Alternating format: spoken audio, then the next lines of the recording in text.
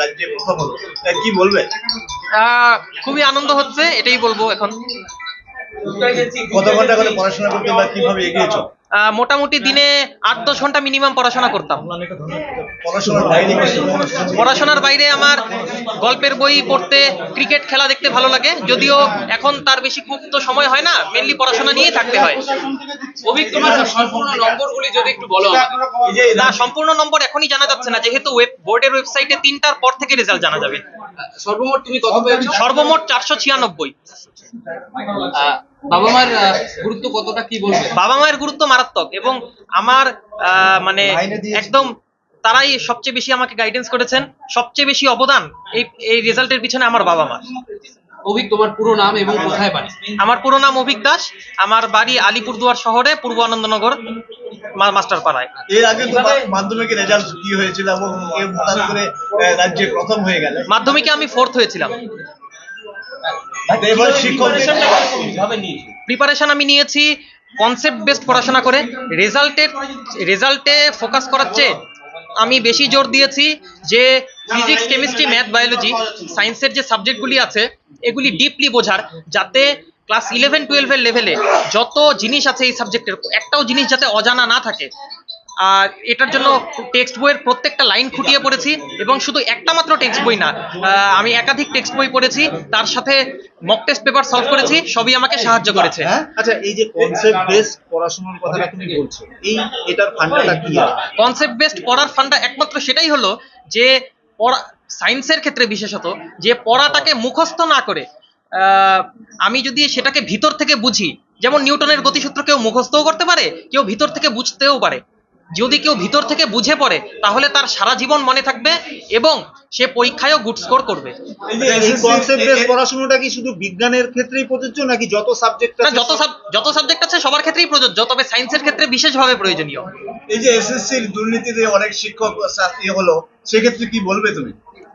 এটাই বলবো যে যারা যোগ্য শিক্ষক তারা যাতে অবিলম্বে আবার তাদের চাকরি ফিরে পান, এটাই চাইবো। কিন্তু তাই বলে যারা অযোগ্যভাবে চাকরি পেয়েছেন তারাও যাতে এর সুবিধা করতে না পারেন, কিন্তু যোগ্য শিক্ষকরা তারা কোনোভাবেই যাতে বঞ্চিত না হন। তারা সবাই তারাও আমাদের সমাজ গড়ার একটা বিশাল অংশীদার। শিক্ষকরাই তো আমাদের সমাজ গড়ার অংশীদার। তো এই বেসটা যাতে ক্লিয়ার থাকে, শিক্ষক নিয়োগে যাতে দুর্নীতি না হয়, সেটাই চাইবো। রাজনীতির ক্ষেত্রে আমার বিশেষ কোনো ভাবনা নেই, তবে এটাই চাইবো যে সবাই যাতে সব সরকারি দেশের শিক্ষা, স্বাস্থ্য এবং গবেষণার প্রতি বিশেষ গুরুত্ব দেয়। আগামী দিনে তুমি কি করার ইচ্ছে আছে? আগামী দিনে আমার ইচ্ছে আছে অ্যাস্ট্রোফিজিক্স নিয়ে গবেষণা করে ভবিষ্যতে সায়েন্টিস্ট হওয়ার। এই আশাটা তোমার কেন আসলো হঠাৎ করে? অ্যাস্ট্রোফিজিক্সটা কেন তোমাকে? এই আশাটা ঠিক হঠাৎ করে না, আমার ছোটবেলা থেকে আমি যখন আকাশের দিকে চেয়ে থাকতাম তখন একটা মানে ওয়ান্ডার লাস্ট ফিলিং হতো। তো তার জন্য আমি সবসময় জানতে চেয়েছি যে এই আকাশে, আমাদের এই বিপুলা এই ব্রহ্মাণ্ডে কত কি আছে তা একটু জানার চেষ্টা করি। এবং ছোটবেলা থেকে আমি স্টিফেন হকিং, বিখ্যাত অ্যাস্ট্রোফিজিসিস্ট, তার বহু লেখা বই এবং জীবনী পড়েছি। তো তোমার মতো যারা সফল হতে চায় তাদের কি করা উচিত, কিভাবে পড়াশোনা করা উচিত? এটাই বলবো,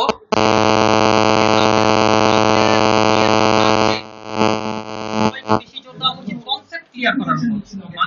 একজন স্টুডেন্টের যদি বিশেষত সায়েন্সের ক্ষেত্রে যদি সবগুলি কনসেপ্ট একদম ক্রিস্টাল ক্লিয়ার হয় তাহলে তার রেজাল্ট অটোমেটিক ভালো হবে। তো এটাই বলবো যে টেক্সট বইয়ের প্রত্যেকটা লাইন খুঁটিয়ে পড়ো, বুঝে পড়ো, আর মক টেস্ট পেপার সময় ধরে সলভ করো, তাহলে অটোমেটিক সাফল্য এসে যাবে। প্রিয় অভিনেতা কি?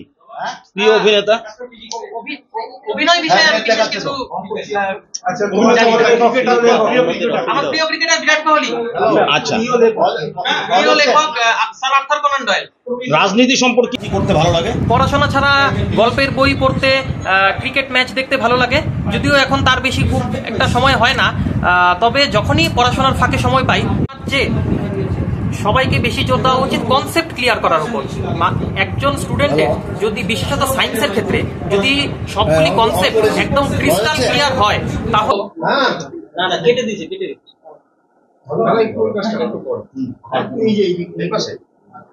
আপনি পাশে একটু বসো,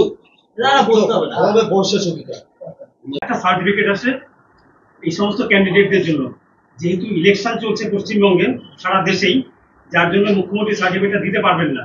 যার জন্য গভর্নমেন্টের পক্ষ থেকে এই কমপ্লিমেন্টসটা জানানোর জন্য এটা আমাদেরকে